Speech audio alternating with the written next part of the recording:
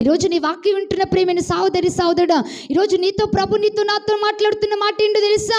ఆయన ఎంత ప్రత్యేకముగా ఈ లోకంలో ఉన్న కొద్ది కాలము ఆయన ఎంత ప్రత్యేకముగా అయితే జీవించాడో, పాపంలో చేరకుండా ఒక పవిత్రమైన జీవితాన్ని, పరిశుద్ధమైన జీవితాన్ని ఎలా కలిగి ఆయన బ్రతికాడో, నిన్ను నన్ను కూడా అలాగే బ్రతకమని దేవుడు సెలవిస్తూ ఉన్నాడు.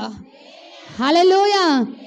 అంటే పాపులు అనేవారు ఉంటారు మన చుట్టూ, వ్యభిచారులు అనేవారు ఉంటారు, దొంగలు అనేవారు ఉంటారు, వ్యసనాపరులు అనేవాళ్ళు ఉంటారు, లోకంతో సహవాసం చేసేవారు, చెడిపోయిన వారు ఉంటారు.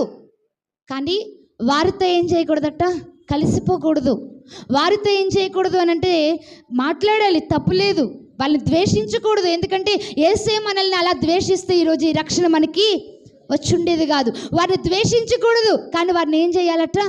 వారిని ప్రభు వైపుకు నడిపిస్తూ వారి పాపములోనికి నువ్వు వెళ్ళిపోకుండా, చేరిపోకుండా వారి పాపములో నుండి క్రీస్తులోనికి నువ్వు నడిపించాలి. హల్లెలూయా, హల్లెలూయా.